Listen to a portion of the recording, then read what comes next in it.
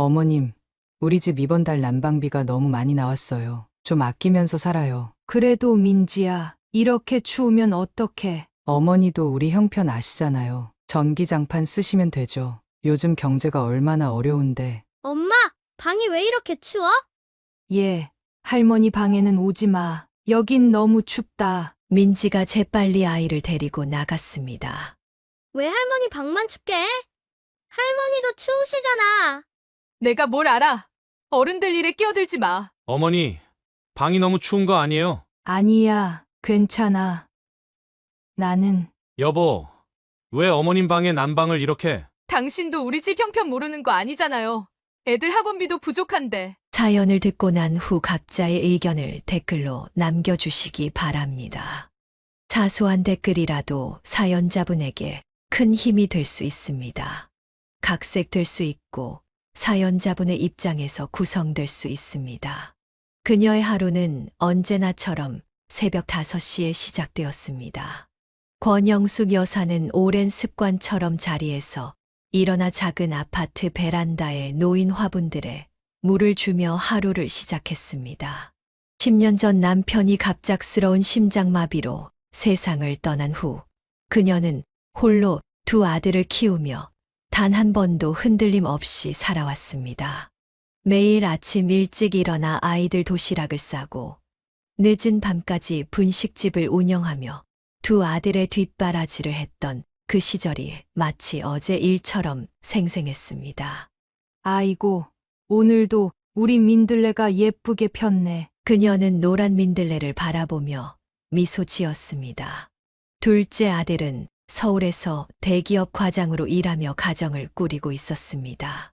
큰아들 역시 대학 교수가 되어 가끔 주말에 가족들과 함께 찾아오곤 했습니다. 그때마다 손주들의 제잘거림으로 집안이 떠들썩해지곤 했는데 그 소리가 그녀에게는 세상에서 가장 행복한 음악이었습니다. 영수가 오늘 등산 가기로 했잖아. 준비는 다 했어? 이웃에 사는 박순자 씨가 현관문 밖에서 그녀를 불렀습니다. 권영숙 여사는 등산복으로 갈아입으며 대답했습니다. 잠깐만, 금방 나갈게. 도시락도 싸놨으니까 기다려줘. 그녀는 매주 주말마다 동네 친구들과 인근 산을 오르는 것이 일상되었습니다. 산에 오르면서 이웃들과 나누는 이야기는 그녀의 삶의 작은 기쁨이 되어 주었습니다. 때로는 자녀들 이야기로, 때로는 동네 소식으로 이야기꽃을 피우곤 했습니다. 특히 요즘은 같이 등산하는 이웃들과 함께 산나물도 뜯고, 때로는 버섯도 따면서 서로의 살림 노하우를 나누는 재미가 쏠쏠했습니다. 어머, 영숙 씨네 작은 아들이 이번에 승진했다면서요? 등산로를 오르며 이웃들이 관심 어린 목소리로 물었습니다. 그녀는 자랑스러운 듯 미소 지으며 대답했습니다. 그래, 이제 과장 됐어. 어제 저녁에 전화 와서 얘기해 주더라고. 주말에 온다고 하니까 맛있는 거 해줘야지. 산을 오르내리며 나누는 이야기 속에서 그녀는 자신의 인생이 결코 외롭지 않다는 것을 새삼 느꼈습니다. 비록 남편은 일찍 떠났지만 자식들은 모두 바르게 자라 제 몫을 다하고 있었고 이웃들과의 따뜻한 정도 있었습니다. 그녀가 힘들 때마다 서로 위로가 되어주고 기쁠 때는 함께 기뻐해주는 이웃들이 있어 그녀의 노후는 더욱 풍요로웠습니다. 집으로 돌아오는 길에 그녀는 시장에 들러 저녁거리를 샀습니다. 주말에 올 아들 내외를 위해 특별히 갈치도 사고 평소 즐겨 먹는 묵은 김치와 잘 어울리는 두부도 샀습니다. 시장 구경을 하면서 손주들이 좋아하는 과자와 과일도 잊지 않고 담았습니다. 이제는 나이가 들어 예전처럼 큰 짐을 들기가 힘들었지만 자식들과 손주들을 위해서라면 무슨 일이든 할 수 있다는 마음이 그녀를 움직이게 했습니다. 아들이 오는데 뭐 준비 안 할 수가 있나. 그녀는 장바구니를 부엌에 내려놓으며 중얼거렸습니다. 비록 홀로 살고 있지만 그녀의 일상은 결코 쓸쓸하지 않았습니다. 오히려 매일매일이 감사함으로 가득했습니다. 저녁이면 아들들에게서 걸려오는 전화, 주말이면 찾아오는 손주들의 제잘거림, 그리고 이웃들과 나누는 소소한 일상이 그녀의 삶을 풍요롭게 만들어 주었습니다. 남편이 하늘나라로 떠난 후 처음에는 어떻게 살아갈지 막막했지만, 이제는 그 시간들이 그녀를 더욱 단단하게 만들어 주었다는 것을 깨달았습니다. 퇴근 후 들르겠다는 작은 아들의 전화를 받으며 그녀는 오늘도 감사한 마음으로 저녁 준비를 시작했습니다. 창밖으로 저녁 노을이 물들어가는 하늘을 바라보며 그녀는 자신의 평화로운 노후가 얼마나 소중한지 다시 한번 느꼈습니다. 평화로운 저녁 시간, 작은 아들 내외와 저녁 식사를 마친 후 그녀는 며느리의 표정이 평소와 다르다는 것을 눈치챘습니다. 둘째 며느리 민지는 평소 활달하고 긍정적인 성격이었지만 이날은 유난히 조용하고 생각에 잠긴 듯 했습니다. 어머니, 잠시 시간 좀 괜찮으세요? 민지가 조심스럽게 입을 열었습니다. 권영숙 여사는 며느리의 진지한 표정을 보며 거실 소파에 자리를 잡았습니다. 무슨 일 있니? 요즘 얼굴색이 안 좋아 보이던데. 그녀의 물음에 민지는 잠시 망설이다가 말을 이어갔습니다. 다음 달부터 학교로 복직하게 됐어요. 원래는 제 친정어머니께서 아이를 봐주시기로 하셨는데 갑자기 건강이 많이 안 좋아지셔서. 권영숙 여사는 며느리의 말을 듣자마자 상황을 직감했습니다. 지난해 민지의 친정어머니가 허리 수술을 받으셨다는 얘기를 들었던 터라 육아와 간병을 동시에 하기는 어려울 것이라는 생각이 들었습니다. 어머니, 죄송한 말씀이지만 혹시 서울로 올라와 주실 수 있으신가요? 며느리의 조심스러운 제안에 그녀는 잠시 말을 잃었습니다. 작은 아들 현우가 옆에서 말을 보탰습니다. 엄마, 우리가 이런 부탁을 드려서 죄송해요 하지만 지금 다른 방법이 없어서 어린이집도 알아봤는데 대기가 너무 길고. 그녀는 잠시 생각에 잠겼습니다. 20년 넘게 살아온 이 동네를 떠난다는 것은 쉽지 않은 결정이었습니다. 매주 등산 모임도 있고 이웃들과의 정든 생활도 있었습니다. 하지만 손주를 위해서라면, 그리고 열심히 살아가는 아들 내외를 위해서라면. 어머니, 부담 갖지 마세요. 천천히 생각해 보셔도 됩니다. 민지가 걱정스러운 눈빛으로 말했습니다. 권영숙 여사는 잠시 침묵했다가 입을 열었습니다. 그래, 내가 한번 생각해 볼게. 그 주 주말 그녀는 평소처럼 등산 모임에 나갔습니다. 산을 오르면서 친구들에게 상황을 설명했습니다. 영수가, 그래도 손주 위해서 가는 거면 좋은 일 아니겠어. 우리가 섭섭하긴 해도 이해는 한다. 박순자 씨의 따뜻한 위로에 그녀는 눈시울이 붉어졌습니다. 30년 지기 친구들과 헤어진다고 생각하니 마음이 무거웠습니다. 걱정 말아요. 우리가 가끔 서울로 놀러도 가고 영숙 씨도 내려올 때도 있을 거 아니에요. 이웃들의 격려에 그녀의 마음은 조금씩 가벼워졌습니다. 집으로 돌아오는 길에 그녀는 문득 큰 아들 집 근처에도 산이 있다는 것이 떠올랐습니다. 새로운 등산 모임을 만날 수 있을지도 모른다는 생각에 작은 희망이 생겼습니다. 저녁에 작은 아들에게 전화가 왔습니다. 엄마, 어제 말씀드린 거 너무 부담 가지지 마세요. 아니, 내가 결정했어. 서울로 갈게. 그녀의 단호한 목소리에 현우는 잠시 말을 잇지 못했습니다. 정말요? 엄마 감사합니다. 권영숙 여사는 전화를 끊고 베란다의 민들레를 바라보았습니다. 새로운 환경에서의 시작이 두렵기도 했지만 손주를 직접 돌볼 수 있다는 생각의 설렘도 느껴졌습니다. 그날 밤 그녀는 오랜만에 일기를 썼습니다.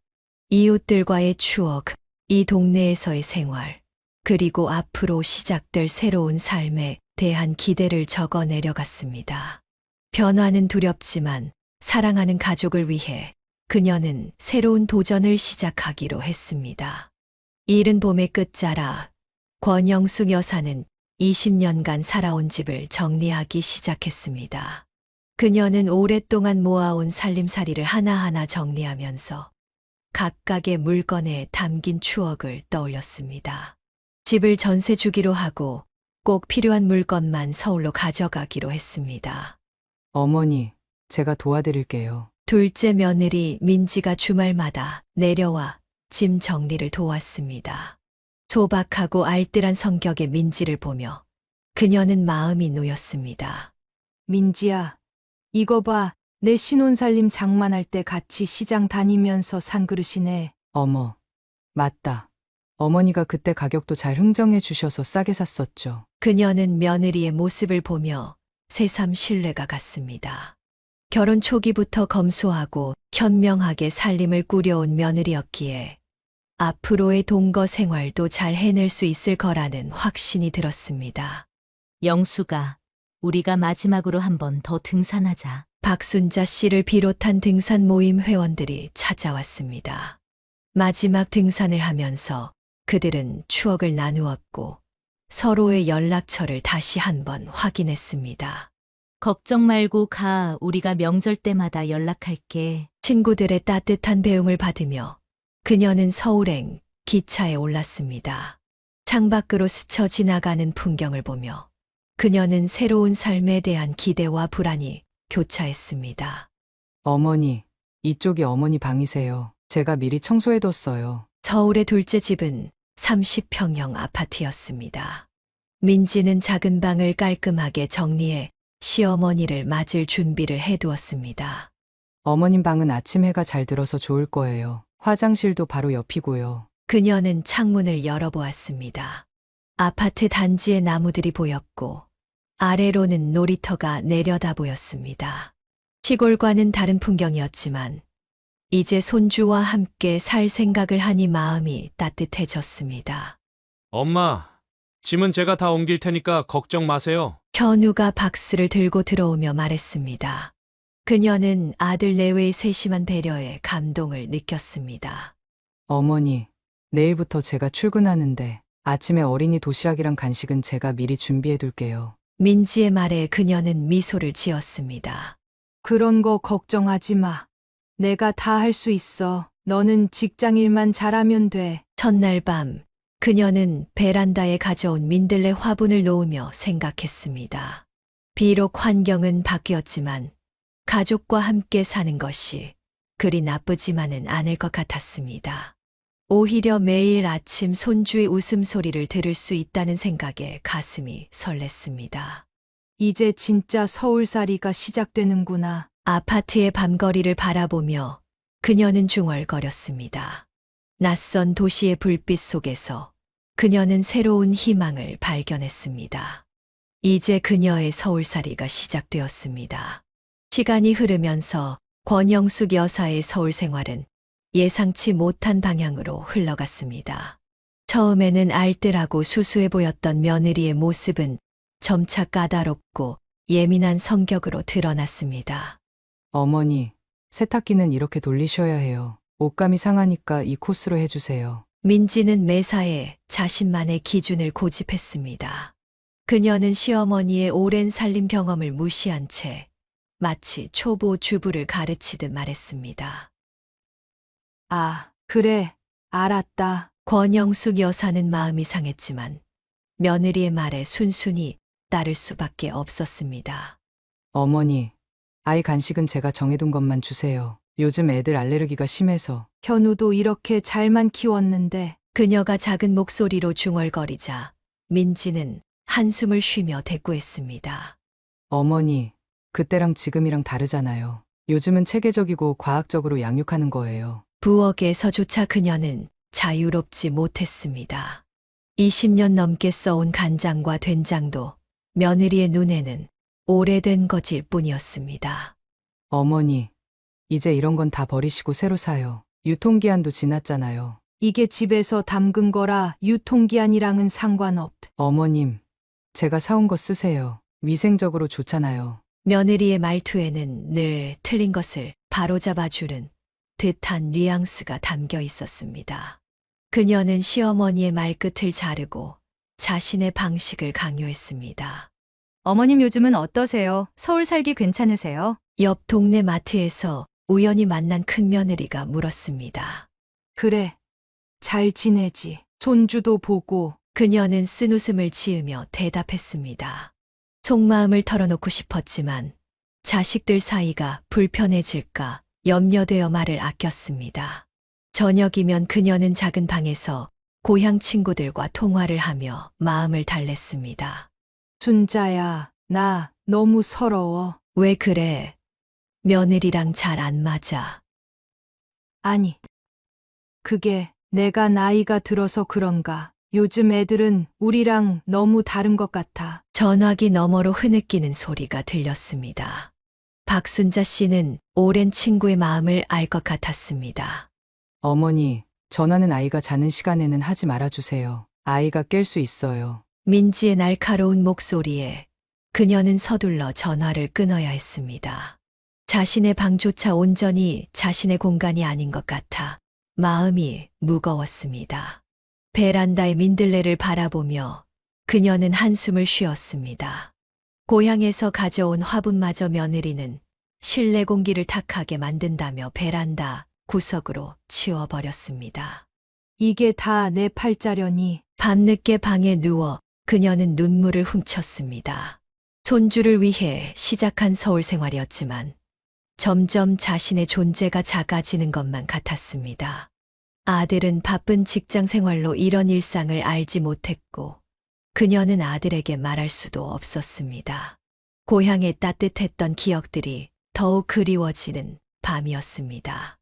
매서운 한파가 몰아치던 1월의 어느 날, 권영숙 여사는 뼛속까지 시린 추위를 느끼며 잠에서 깼습니다. 창문 틈으로 스며드는 찬 기운에 이불을 더욱 끌어당기며 그녀는 한숨을 내쉬었습니다. 어머니, 일어나셨어요? 애들 아침 준비해 주세요. 민지의 냉랭한 목소리가 방문 밖에서 들려왔습니다. 그녀는 떨리는 손으로 온도계를 확인했습니다. 12도. 한겨울방 온도로는 터무니없이 낮은 수치였습니다. 아유, 손이 얼어서 밥은 어떻게 하나. 떨리는 손으로 주방에서 아침 준비를 하는 동안 옆방에서는 아이들의 즐거운 웃음소리가 들려왔습니다. 따뜻하게 데워진 아이들 방과는 대조적으로 부엌과 그녀의 방은 한겨울 냉기가 그대로 느껴졌습니다. 어머님, 우리 집 이번 달 난방비가 너무 많이 나왔어요. 좀 아끼면서 살아요. 그래도 민지야, 이렇게 추우면 어떡해. 어머니도 우리 형편 아시잖아요. 전기장판 쓰시면 되죠. 요즘 경제가 얼마나 어려운데. 민지의 말에는 시어머니를 향한 날이 서 있었습니다. 그녀는 며느리의 차가운 말투에 가슴이 더 시려왔습니다. 엄마, 방이 왜 이렇게 추워? 어린이집을 마치고 돌아온 손주가 그녀의 방에 들어왔다가 놀라며 소리쳤습니다. 얘, 할머니 방에는 오지 마. 여긴 너무 춥다. 민지가 재빨리 아이를 데리고 나갔습니다. 문이 닫히는 소리와 함께 그녀의 눈에서 뜨거운 눈물이 흘러내렸습니다. 왜 할머니 방만 춥게 해? 할머니도 추우시잖아.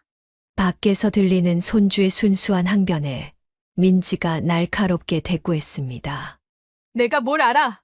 어른들 일에 끼어들지 마. 저녁이 되자 현우가 퇴근하고 돌아왔습니다. 어머니, 방이 너무 추운 거 아니에요? 아들이 걱정스러운 눈빛으로 물었습니다. 아니야, 괜찮아. 나는 여보, 왜 어머님 방에 난방을 이렇게? 당신도 우리 집 형편 모르는 거 아니잖아요. 애들 학원비도 부족한데. 민지의 날선 목소리에 현우는 더 이상 말을 잇지 못했습니다. 권영숙 여사는 아들의 무기력한 모습을 보며 더욱 마음이 아팠습니다. 밤이 되어 방에 누운 그녀는 고향집을 떠올렸습니다. 따뜻한 아랫목에서 이웃들과 정담을 나누던 그 시절이 그리웠습니다. 영수가 너무하다 싶으면 그냥 내려와. 전화기 너머로 들려오는 박순자 씨의 말에 그녀는 흐느꼈습니다. 순자야, 내가 여기 있는 게 맞는 걸까? 아니, 이게 무슨 며느리라고 시어머니를 이렇게 대해. 그날 밤 그녀는 꽁꽁 언 이불 속에서 오랫동안 잠을 이루지 못했습니다. 창밖으로 보이는 서울의 불빛은 화려했지만 그녀의 마음속은 한겨울보다 더 춥기만 했습니다. 내가 뭘 그렇게 잘못했나? 그녀는 차가운 방에서 덜덜 떨며 밤을 지새웠습니다. 옆방에서 들려오는 보일러 돌아가는 소리가 그녀의 가슴을 더욱 시리게 만들었습니다. 자신이 이 집의 불청객이 된 것만 같은 서글픈 마음을 달랠 길이 없었습니다. 어머니, 전기장판 온도 너무 높이면 안 돼요. 전기세 많이 나와요. 아침이 되자 민지는 또다시 차가운 말을 내뱉었습니다. 그녀는 말없이 고개를 숙였습니다. 시골에서 둘째 며느리를 믿고 올라온 결정이 이제는 후회로 변해가고 있었습니다. 어머니, 이게 다 뭐예요? 이번 달 장보기가 벌써 80만 원이 넘었어요. 민지가 영수증을 들고 권영숙 여사 앞에 던지듯 내밀었습니다. 왜 이렇게 사치스럽게 장을 보시는 거예요? 애들 과자값만 해도 10만 원이 넘어요. 아니, 손주들이 먹고 싶다고 하니까. 어머니, 제발 그만하세요. 우리 집이 재벌인 줄 아세요? 매달 카드값 보면서 속이 터져 죽겠어요. 민지의 목소리는 점점 더 날카로워졌습니다. 내가 없을 때는 더 심하다면서요? 이웃집 아주머니가 다 봤다고 하더라고요. 비싼 과일에 고기에 어머니가 맨날 이마트 한 바퀴 도시면서. 아니, 얘, 내 용돈으로 산 건데 뭐가 문제라는 거야? 내가 돈 달라고 하든. 용돈요? 그 용돈도 우리가 드리는 거잖아요. 어머님 연금은 전세금 빼면 얼마나 된다고. 현우가 퇴근하고 돌아오자 민지는 곧바로 남편에게 달려갔습니다. 여보, 어머님이 또 장 본 거 봤어요? 이러다 우리 집 거지 되겠어요. 제발 좀 말려보세요. 엄마, 좀만 절약해주세요. 이번 달도 마이너스인데. 니네 둘이서 나를 도둑년 취급하는 거야? 내가 뭘 그렇게 잘못했다고? 어머님, 도둑년 취급이 아니라 현실을 좀 보시라고요. 요즘 물가가 얼마나 올랐는데 명절 때마다 친척들 오면 상다리가 부러지게 차리시고 그럴 돈이면 애들 학원비나 좀 보태시지. 권영숙 여사는 며느리의 말이 가슴을 파고드는 것 같았습니다. 자신이 이 집의 재정을 낭비하는 존재로 몰리는 것이 너무나 서글펐습니다. 할머니, 나 딸기 먹고 싶어요. 손주의 순수한 말에 그녀가 대답하기도 전에 민지가 말을 잘랐습니다. 못 먹어. 겨울 딸기가 얼마나 비싼 줄 알아? 할머니 때문에 우리 집이 이 모양이야. 여보, 이제는 생활비를 제가 다 관리할게요. 어머님은 손주만 봐주세요. 민지가 남편을 보며 단호하게 말했습니다. 그럼 내가 이제 장도 못 보고 밥도 못 하라는 거야? 네, 맞아요. 어머님은 요리하실 때마다 재료를 너무 많이 쓰세요. 음식물 쓰레기도 많이 나오고 이제부터는 제가 정해준 메뉴만 하세요. 아니, 내가 50년을 넘게 살림하면서 이런 취급은 처음이다. 내가 뭘 그렇게 잘못했다고? 권영숙 여사의 목소리가 떨렸습니다. 어머님, 잘못하신 게 아니라 좀 아껴 쓰자는 거예요. 매달 생활비 적자나고 카드 연체되고 어머님은 이런 거 신경도 안 쓰시잖아요. 그래. 나는 이제 이 집에서 쓸모없는 사람이니까 아예 입도 다물고 구석에 앉아서 애나 보라는 거지? 어머니, 그런 말씀 마세요. 저희가 얼마나 힘든지 아시면서. 니네가 힘들어? 내가 더 힘들어. 매일 눈치 보면서 사는 게 얼마나 서러운 줄 알아? 이때 현우가 조심스럽게 말을 꺼냈습니다. 여보, 우리 좀 진정하고. 당신은 좀 가만히 있어요. 어머님 편만 들지 말고. 민지의 날선 목소리에 현우는 고개를 숙였습니다. 이제부터 장복이랑 생활비는 제가 다 알아서 할 테니까 어머님은 절대 건들지 마세요. 알겠어요? 알았다. 다 너희 마음대로 해.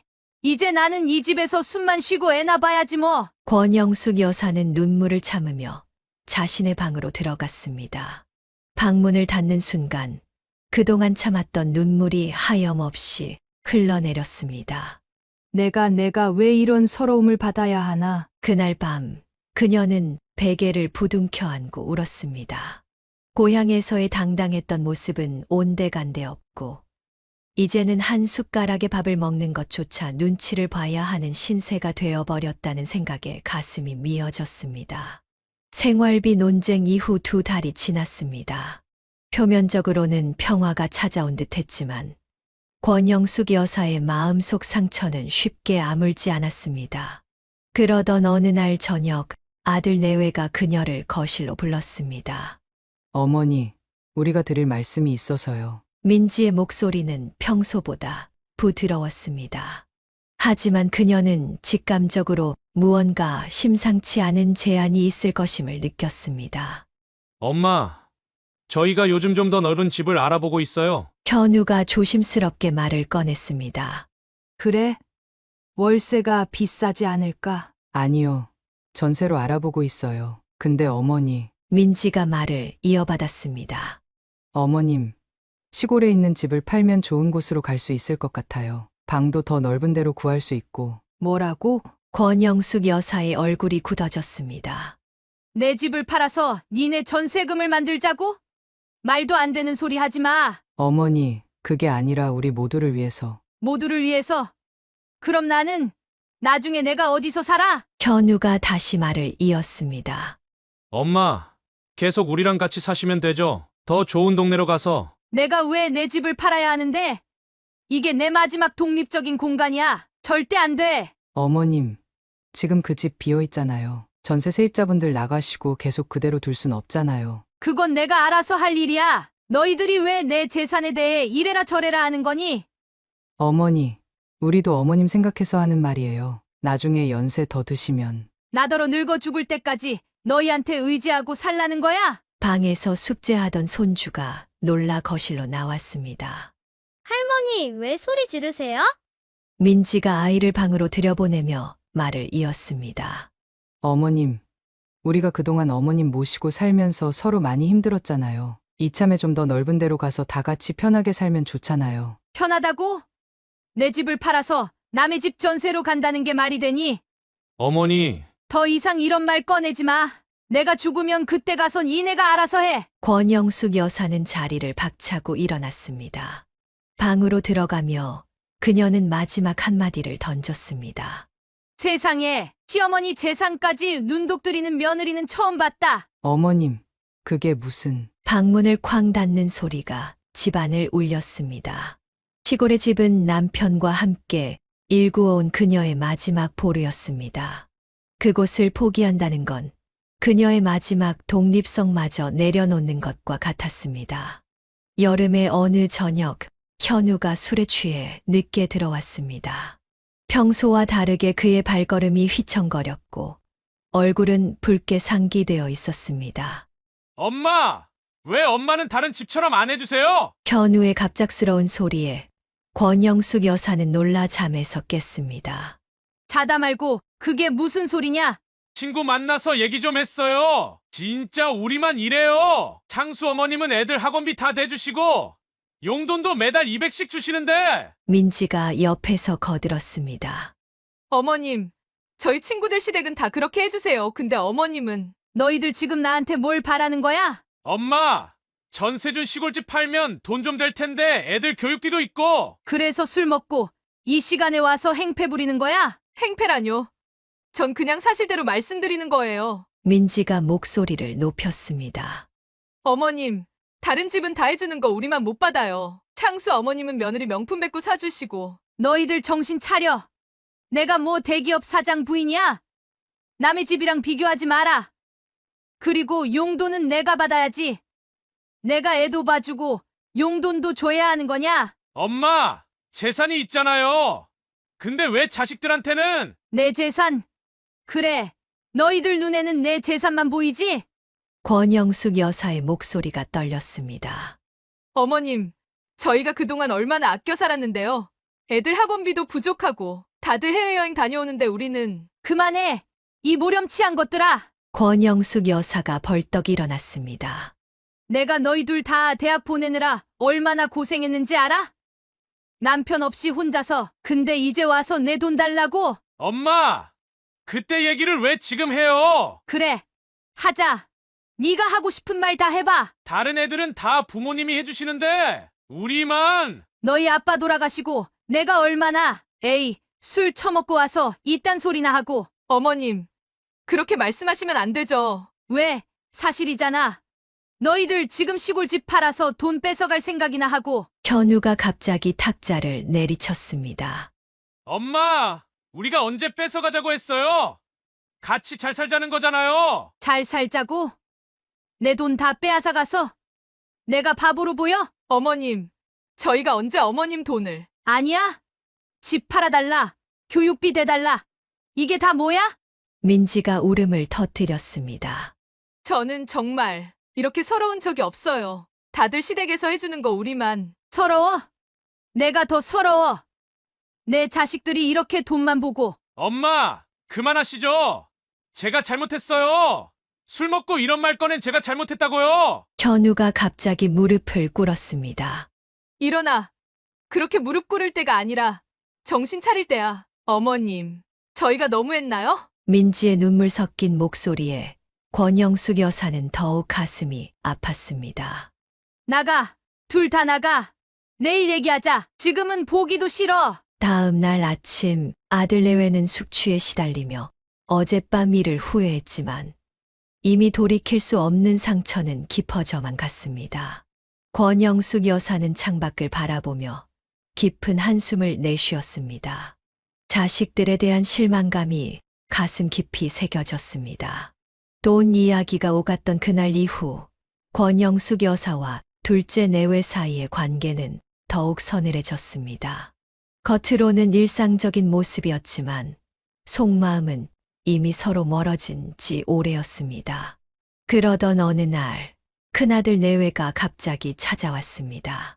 어머니, 혹시 저희 애들도 좀 봐주실 수 있으세요? 큰며느리의 말에 권영숙 여사는 귀를 의심했습니다. 뭐라고? 나 지금 작은 집 애들 보느라. 어머니, 저도 이제 복직을 해야 해서요. 작은 집 애들 볼 때 우리 애들도 같이 봐주시면. 미쳤니? 지금 둘도 버거운데 내 새끼들까지 어떻게 봐? 현우가 옆에서 끼어들었습니다. 에이, 형수님이 그렇게 부탁하시는데 우리 애들이랑 같이 놀면 더 재밌잖아요. 너도 이런 식이야? 내가 너희들한테 무슨 도움이야? 큰아들이 말을 보탰습니다. 어머니, 그런 게 아니라 요즘 애들 맡길 때가 마땅찮아서. 그래서 나보고 보라고? 내가 지금 몇 살인 줄 알아? 민지가 거들었습니다. 어머님, 저희끼리는 다 얘기가 됐어요. 큰 집 애들도 보시면. 니네끼리 다 얘기가 됐다고? 정작 애 보는 사람은 난데 난 사람도 아니냐? 권영숙 여사의 목소리가 떨렸습니다. 어머니, 우리가 용돈 더 드릴게요. 돈 얘기하지 마. 내가 돈이 아쉬워서 이러는 줄 아나? 어머님, 그게 아니라. 너희들은 나를 뭐로 보는 거야? 이제 나이 들었다고 공짜 도우미로 써먹으려고? 큰며느리가 울먹이며 말했습니다.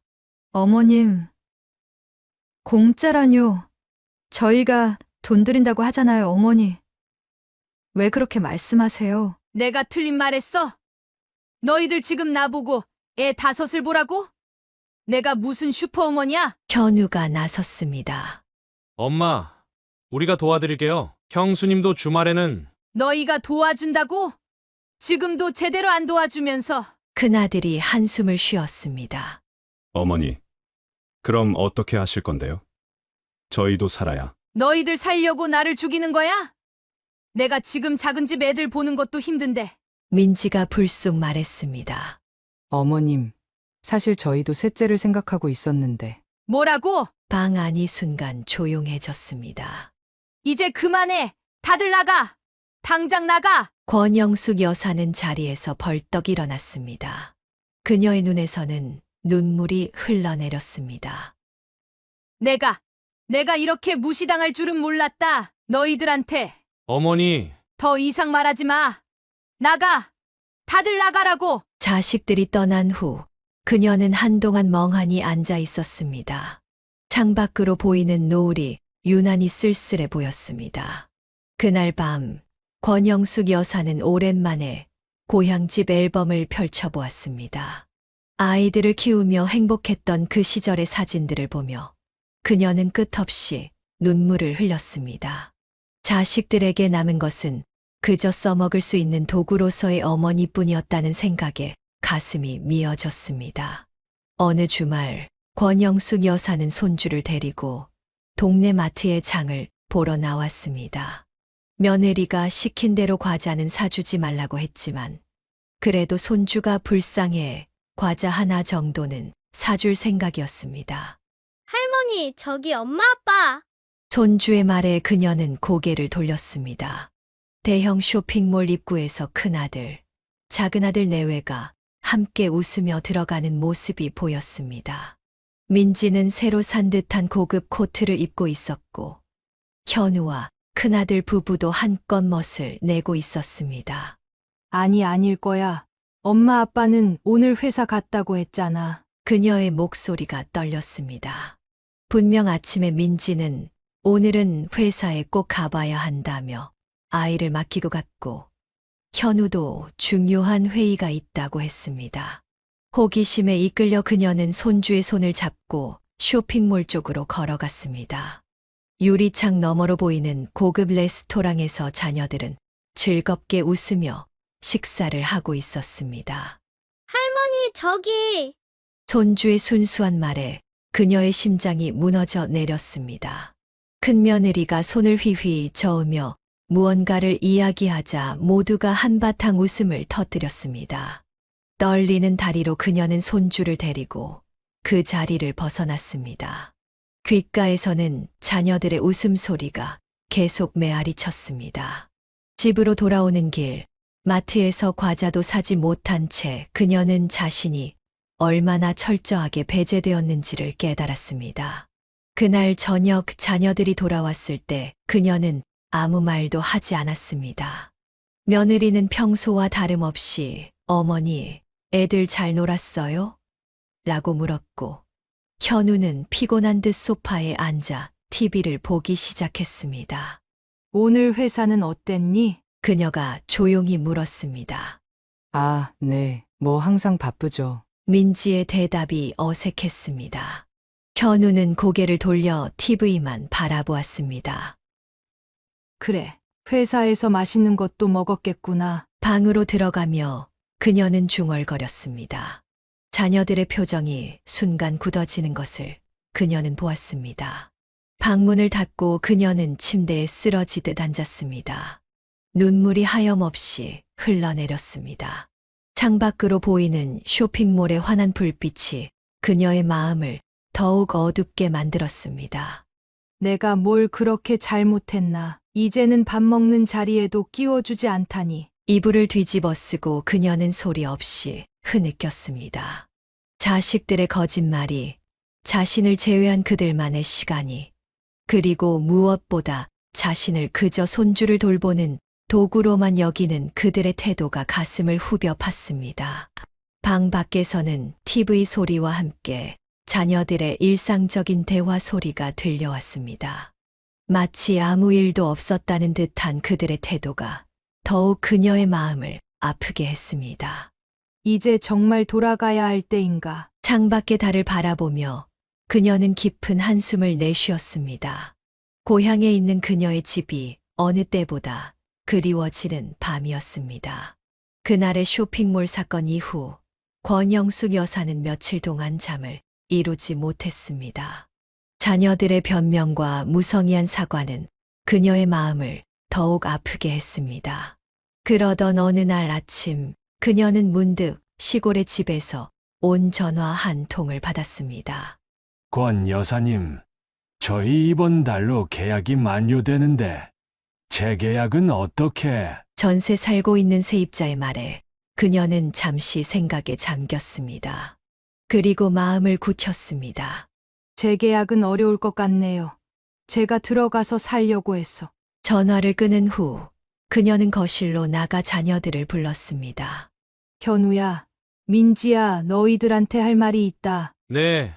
어머니 무슨 일이세요? 나 이제 내려갈 거야. 순간 거실이 조용해졌습니다. 네. 어머니, 갑자기 무슨... 갑자기가 아니야. 난 너무 오래 참았어. 어머니, 혹시 저번 일 때문에 그러시는 거예요? 저희가 사과드렸잖아요. 사과. 그게 진심이었니? 민지는 말을 잃었습니다. 어머니, 저희가 잘못했어요. 앞으로는 난 더 이상 너희한테 실망하고 싶지 않아. 현우가 자리에서 일어났습니다. 엄마, 제가 잘못했어요. 다시 한 번만 기회를. 아니야. 이건 한두 번의 일이 아니잖아. 내 방 난방도 안 켜주고 생활비 타박하고 이제는 나만 쏙 빼놓고 외식까지 하고. 그녀의 목소리가 떨렸습니다. 저희가 너무 생각이 짧았어요. 앞으로는 정말 그만. 더 이상 거짓말은 듣고 싶지 않아. 난 이제 내 삶을 살고 싶어. 어머님, 그럼 애들은 어떡하고? 그래. 너희한테는 내가 그저 애들 보는 도움이었지. 권영숙 여사의 눈에서 눈물이 흘러내렸습니다. 세입자가 이번 달에 나가. 난 거기 가서 살 거야. 더 이상 이런 서러운 삶은 살고 싶지 않아. 엄마, 내가 여기 올 때는 정말 좋은 마음으로 왔어. 하지만 너희는 날 뭐로 봤지? 공짜로 쓸 수 있는 도우미? 아니면 돈 뜯어낼 수 있는 수단? 자녀들은 고개를 숙였습니다. 할머니 가지 마세요. 손주가 울면서 그녀의 팔을 잡았습니다. 미안해. 할머니가 미안해. 하지만 할머니도 이제는 쉬어야 해. 그날 저녁 그녀는 조용히 짐을 정리하기 시작했습니다. 서울에서의 1년. 그 시간 동안 그녀가 받은 상처들이 하나둘씩 떠올랐습니다. 베란다의 민들레를 바라보며 그녀는 미소 지었습니다. 이제 그 민들레와 함께 다시 고향으로 돌아갈 시간이었습니다. 어머니, 정말 가시는 거예요? 민지가 그녀의 방문 앞에서 물었습니다. 이제는 가야 할 때야. 너희도 이제 알아서 잘 살아. 더 이상 눈물은 나오지 않았습니다. 대신 단단한 결심이 그녀의 마음을 채웠습니다. 이제는 자신의 삶을 되찾을 때였습니다. 쓰디쓴 서울살이를 뒤로하고 그녀만의 평화로운 삶을 찾아 돌아갈 시간이었습니다. 결심을 굳힌 후 권영숙 여사의 태도는 180도 바뀌었습니다. 아침이 되자 그녀는 난방 온도를 26도로 올렸습니다. 그동안 참아왔던 12도의 한기를 더 이상 견딜 이유가 없었습니다. 어머니, 난방비 많이 나올 텐데. 민지의 말에 그녀는 당당하게 대꾸했습니다.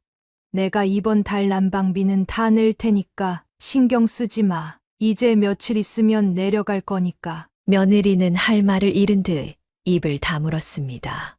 점심 식사 시간, 그녀는 냉장고에서 그동안 먹고 싶었던 재료들을 모두 꺼냈습니다. 장조림, 멸치볶음, 그리고 손주들이 좋아하는 불고기까지. 어머니, 그렇게 많이 하시면. 내가 하고 싶은 대로 할 거야. 얼마 안 남았으니까 손주들이랑 실컷 먹으려고. 식탁은 그동안 볼 수 없었던 풍성한 반찬들로 가득 찼습니다. 손주들은 좋아서 어쩔 줄 몰라 했습니다. 할머니, 이거 진짜 맛있어요. 그래. 맘껏 먹어라. 할머니 내려가면 이런 거 먹기 힘들 거야. 저녁에는 손주들이 좋아하는 과자와 아이스크림을 사왔습니다. 어머니, 애들 간식은 제가 정해서. 이제 그만해. 내 돈으로 사온 거야. 네가 뭐라 할 일 아니지. 네가 준 용돈 말고 내 돈이다. 그리 알아라. 그녀의 단호한 태도에 민지는 더 이상 아무 말도 하지 못했습니다. 퇴근하고 돌아온 현우가 어머니의 달라진 모습을 보고 놀랐습니다. 엄마, 이게 다 뭐예요? 왜? 마음대로 살고 싶어서 그래. 내가 돈도 있고 내 입에 들어갈 음식도 내 맘대로 못해? 현우는 고개를 숙였습니다. 밤에는 그동안 참았던 TV 소리도 크게 틀었습니다. 평소 같았으면 민지가 어머니, 애들 자는데 소리 좀 줄여주세요라고 했겠지만 이제는 아무 말도 하지 못했습니다. 할머니, 저 이거 봐도 돼요? 그래. 같이 보자. 이제 할머니랑 얼마 못 보는데. 손주와 함께 드라마를 보며 그녀는 오랜만에 행복한 미소를 지었습니다. 장보기도 마음대로 했습니다. 비싸다고 사지 말라던 과일들, 고기들을 마음껏 샀습니다. 어머니, 그렇게 많이 사면. 내가 번 돈, 내가 쓰는데 뭐가 문제야? 니네들처럼 몰래 쇼핑하고 외식하는 것보다는 낫지. 민지의 얼굴이 붉어졌습니다. 이제 그녀는 아침마다 일찍 일어나 자신을 위한 시간을 가졌습니다. 더 이상 새벽부터 손주 도시락을 싸느라 바쁘지 않았습니다. 어머니, 아침 도시락. 이제 네가 해. 난 조금 있으면 내려갈 거고 넌 이제부터 내 아이 내가 챙겨. 당당해진 그녀의 모습에 자녀들은 말을 잃었습니다. 그동안 보지 못했던 어머니의 단호한 태도에 어쩔 줄 몰라 했습니다. 나 내일은 친구 만나러 갈 거야. 애들은 니네가 알아서 해. 네. 어머니, 왜? 난 이제 자유로운 몸이야. 내가 하고 싶은 거 다 하다가 갈 거야. 그녀의 달라진 모습은 가족들에게 적잖은 충격을 주었습니다. 하지만 그녀는 더 이상 신경 쓰지 않았습니다. 이제는 자신의 삶을 자신이 책임지고 결정할 때였습니다. 토요일 아침 권영숙 여사는 평소보다 일찍 일어나 화장을 하고 고급스러운 옷차림을 했습니다. 그녀는 서울에서의 마지막 날들을 즐기기로 마음먹었습니다. 어머니, 오늘 저희 중요한 약속이 있어서. 민지가 어색한 표정으로 말을 꺼내자 그녀는 미소를 지으며 대답했습니다. 나도 약속 있어. 오늘 하루 종일 못 있을 거야. 네. 근데 애들은. 애들? 너희가 알아서 하면 되잖아. 백화점 가기로 했어. 서울 와서 한 번도 하고 싶은 건 못했다. 민지는 당황한 기색이 역력했습니다. 그동안 주말이면 어김없이 손주를 봐주던 시어머니의 갑작스러운 선언에 할 말을 잃은 듯 했습니다. 여보, 어떡해요? 오늘 우리 동창회 약속인데. 현우가 안절부절 못하며 민지에게 말했습니다. 나도 어쩔 수 없네, 엄마가. 난 이만 나갈게. 저녁에 보자. 그녀는 가볍게 손을 흔들며 집을 나섰습니다. 뒤에서 들리는 자녀들의 당황한 목소리가 오히려 시원하게 느껴졌습니다. 백화점에 도착한 그녀는 그동안 눈여겨보았던 옷들을 하나씩 입어보았습니다. 며느리의 눈치를 보며 아끼던 용돈으로 자신을 위한 쇼핑을 했습니다. 이 옷 참 잘 어울리시네요. 점원의 칭찬에 그녀는 웃으며 카드를 꺼냈습니다. 그동안 못 써본 내 돈. 이제라도 써볼래. 점심시간 그녀는 고급 레스토랑을 찾았습니다. 지난번 자녀들이 그녀를 제외하고 갔던 바로 그 레스토랑이었습니다. 혼자 오셨나요? 네. 오늘은 제가 저를 위한 시간을 가지려고요. 창가 자리에 앉아 와인 한 잔을 곁들이며 그녀는 우아한 식사를 즐겼습니다. 전화기가 울렸지만 받지 않았습니다. 오후에는 미용실에 들러 머리도 손질했습니다. 어머니, 애들이 계속 할머니 찾는데. 늦은 오후가 되어서야 확인한 카카오톡 메시지에 그녀는 짧게 답장을 보냈습니다. 엄마랑 아빠랑 재미있게 놀면 되지. 저녁이 되어 집에 돌아왔을 때 민지는 지친 표정으로 소파에 앉아 있었습니다. 어머니, 하루 종일 어디 계셨어요? 왜? 너희처럼 나도 약속 있었잖아. 그녀의 당당한 대답에 민지는 아무 말도 하지 못했습니다. 어머니, 내일도 약속 있으세요? 글쎄, 있을 수도 있고, 없을 수도 있고. 민지의 표정이 굳어졌습니다. 내일은 현우 오빠가 출장 가는데. 아, 그래? 잘 다녀오라고 해. 난 이제 내 생활이 있으니까 알아서들 하세요. 자신의 방으로 들어가며 그녀는 속으로 미소 지었습니다. 쇼핑백을 내려놓으며 거울 속 당당한 자신의 모습을 바라보았습니다. 더 이상 눈치 보며 사는 시어머니가 아닌 자신의 삶을 사는 한 사람으로서의 모습이었습니다. 늦가을의 쌀쌀한 아침, 권영숙 여사는 평소보다 일찍 일어났습니다. 자녀들은 아직 그녀가 정확히 언제 떠날지 모르고 있었습니다. 조용히 짐을 마저 정리하며 그녀는 서울에서의 마지막 아침을 맞이했습니다. 어머니, 저희 오늘 애들 데리고 놀이공원 다녀올게요. 민지의 말에 그녀는 담담하게 대답했습니다. 그래. 잘 다녀와. 현우가 아이들의 짐을 챙기며 말했습니다. 엄마도 같이 가실래요? 아니, 난 좀 쉴게. 너희끼리 다녀와. 가족들이 떠난 후 그녀는 마지막 정리를 시작했습니다. 베란다의 민들레 화분을 조심스럽게 들어 이삿짐 상자 맨 위에 올려두었습니다. 이미 며칠 전부터 조금씩 정리해 둔 짐들은 크지 않았습니다.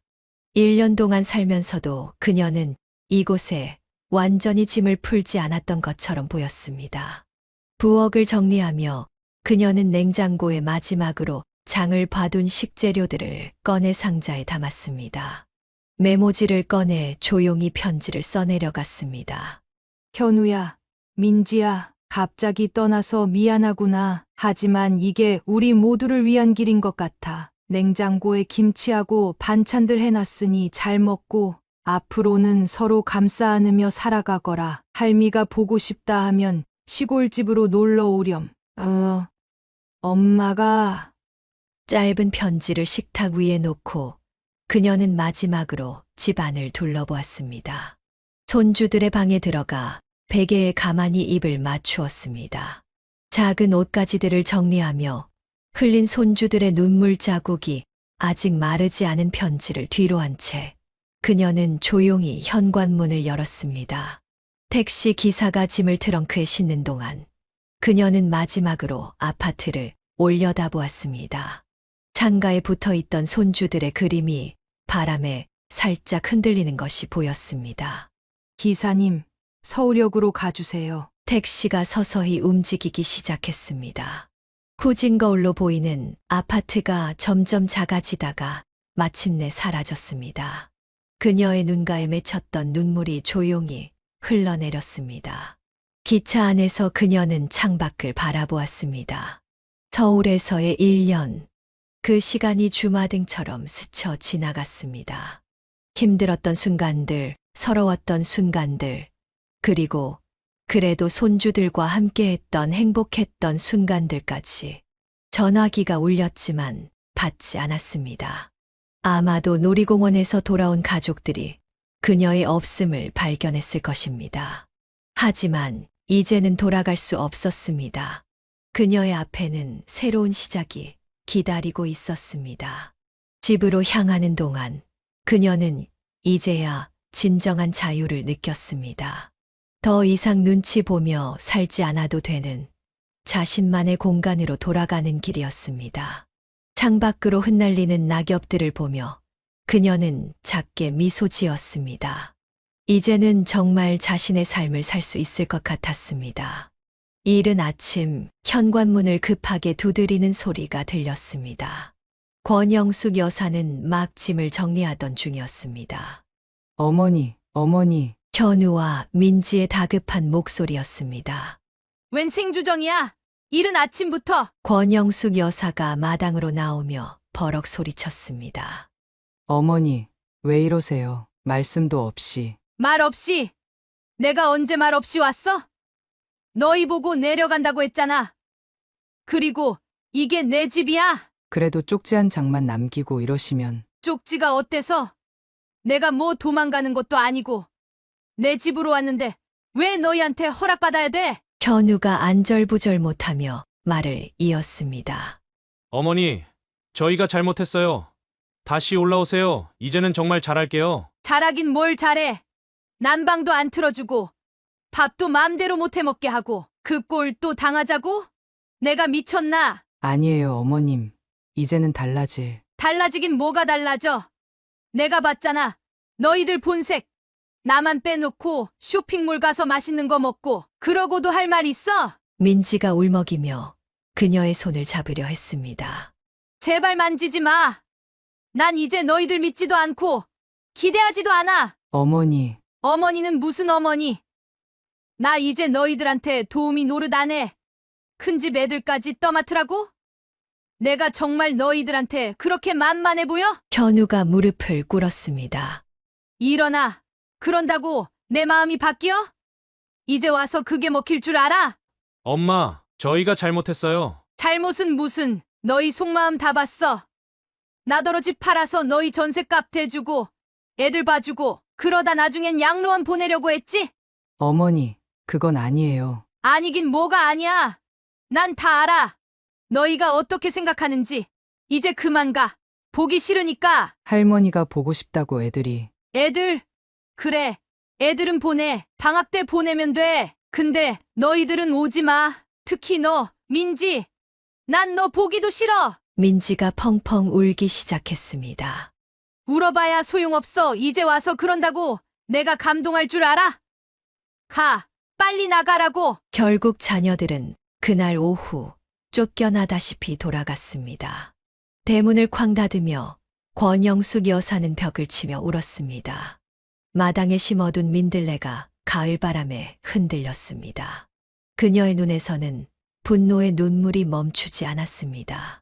퇴짜를 맞고 돌아갔던 자녀들은 일주일 내내 전화와 문자를 보내왔습니다. 하지만 권영숙 여사는 단 한 번도 전화를 받지 않았습니다. 결국 주말 자녀들이 다시 찾아왔습니다. 어머니, 이번에는 정말 진심으로 왔어요. 민지가 현관 앞에서 애원하듯 말했습니다. 진심, 작년에도 그렇게 울면서 부탁해놓고 결국 나를 어떻게 했어? 그때는 제가 정말 잘못했어요. 이제는 됐어. 더 이상 너희 말에 속지 않을 거야. 내가 뭐 얼마나 호구처럼 보였으면. 현우가 나섰습니다. 엄마, 제가 잘못했어요. 제가 아내 편만 들고 너는 더 가관이야. 네가 내 아들이야? 며느리 앞에서 꿀 먹은 벙어리처럼 있다가 이제 와서 그런 소리나 하고. 어머니, 저희 진짜 반성하고 있어요. 애들도 할머니 없이 너무 힘들어하고. 애들, 또 애들 얘기? 내가 너희들한테 그저 공짜 베이비시터였잖아. 이제 와서 애들 핑계는 대지 마. 아니에요, 어머님. 저희가 정말. 시끄러워. 난 이제 너희 말 하나도 안 믿어. 매일 아침 방 온도 12도에서 떨면서도 참았던 내가 바보였지. 자녀들은 고개를 숙였습니다. 어머니, 그래도 저희는 가족이잖아요. 가족, 웃기지 마. 가족이라고 날 이용해 먹고 무시하고 이제는 지긋지긋해. 엄마, 다시는 그런 말 꺼내지 마. 난 이제 여기서 살 거야. 내 맘대로, 내 방식대로, 누구 눈치 안 보고. 그럼 저희는 어떡하라고? 어떡하긴? 니네끼리 살아. 애들은 방학 때 보내. 그거면 충분해. 어머님, 한 번만 더. 나가. 당장 나가. 더는 너희 얼굴도 보기 싫어. 권영숙 여사의 단호한 태도에 자녀들은 더 이상 말을 잇지 못했습니다. 앞으로도 이러면 경찰 부를 거야. 내 집 앞에서 이러지 마. 대문을 쾅 닫는 소리가 마당에 울렸습니다. 그녀는 떨리는 손으로 마당 의자에 앉았습니다. 한여름의 뜨거운 태양이 내리쬐던 날, 권영숙 여사는 마당에서 화초에 물을 주고 있었습니다. 예고 없이 찾아온 아들 내외를 보고도 그녀는 아무런 반응을 보이지 않았습니다. 어머니, 저희 왔어요. 민지가 조심스럽게 말을 걸었지만 그녀는 못 들은 척 화초에만 집중했습니다. 엄마, 안에서 얘기 좀 해요. 현우의 말에도 그녀는 차갑게 대꾸했습니다. 할 얘기 있으면 여기서 해. 더운데 집에 들어가서 전기 낭비할 필요 없어. 땀을 뻘뻘 흘리며 민지가 말했습니다. 어머니, 물 한 잔만. 물. 너희 집에서 내가 물 달라고 할 때는 생각 안 났니? 냉장고에서 물 꺼내면 전기세 많이 나온다면서. 어머니, 그때는 저희가. 됐어. 목마르면 밖에 가서 사 마셔. 뜨거운 햇볕 아래 자녀들은 땀을 흘리며 서 있었습니다. 선풍기라도. 뭐 선풍기? 너희가 날 어떻게 했는지 기억 안 나? 한겨울엔 내 방 난방도 안 틀어주고 이제 와서 덥다고? 마당 의자에 앉아있던 자녀들은 뜨거운 햇볕을 피하지 못한 채 앉아 있었습니다. 어머니, 저희 잘못했어요. 이제 정말. 잘못은 무슨? 이제 와서 반성해? 늦었어. 다 늦었다고. 그래도 시어머니시잖아요. 시어머니, 너한테 난 그저 공짜 도움이었잖아. 이제 와서 시어머니는 무슨? 마당의 온도계가 35도를 가리키고 있었습니다. 어머니, 저희 진심으로. 진심? 너희가 진심인 적 있었어? 다 거짓말이었잖아. 결국 2시간이 넘도록 뜨거운 햇볕 아래서 대화는 이어졌습니다. 권영숙 여사는 끝내 자녀들을 집 안으로 들이지 않았고 물 한 모금도 주지 않았습니다.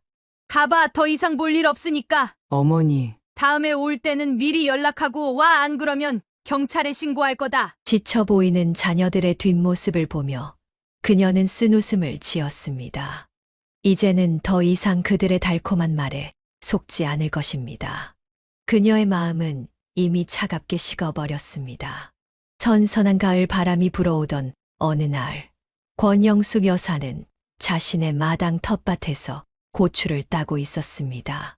며칠 전 자식들의 방문이 머릿속을 스쳐 지나갔습니다. 어머니, 저희가 정말 잘못했어요. 그때 민지의 목소리에는 진심이 하나도 묻어 있지 않았습니다.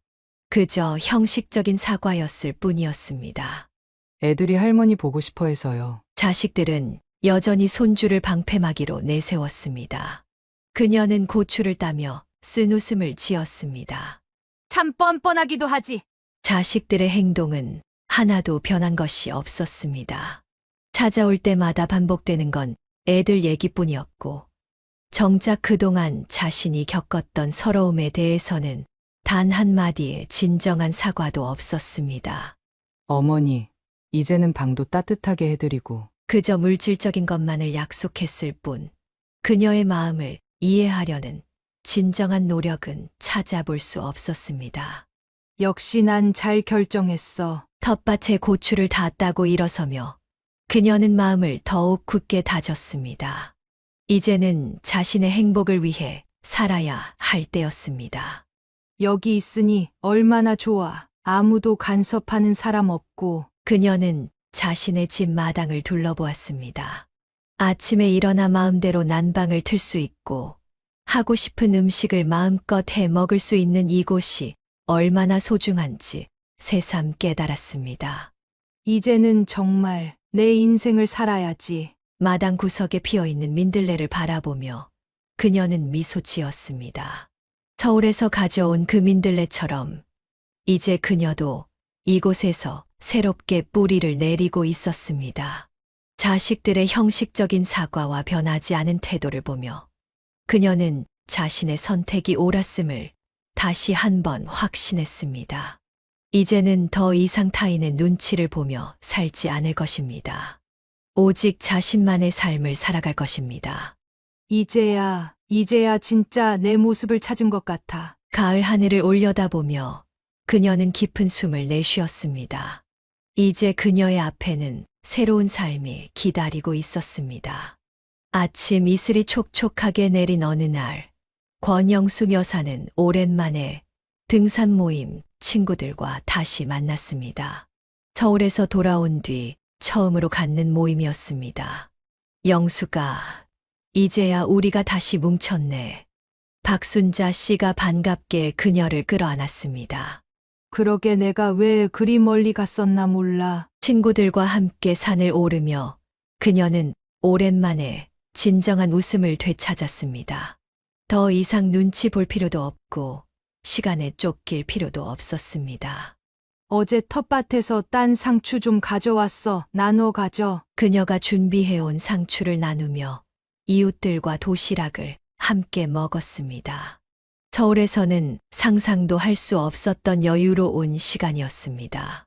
영수가, 너 요즘 얼굴빛이 좋아졌다? 그래?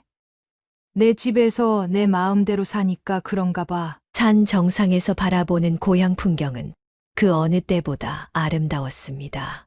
서울의 높은 아파트 숲이 아닌 푸른 들판과 아담한 지붕들이 펼쳐진 풍경이 그녀의 마음을 편안하게 해주었습니다. 이제 그녀의 일상은 완전히 달라졌습니다. 아침에 일어나면 텃밭에서 신선한 채소를 따고 동네 시장에서 장을 보며 이웃들과 정담을 나눕니다.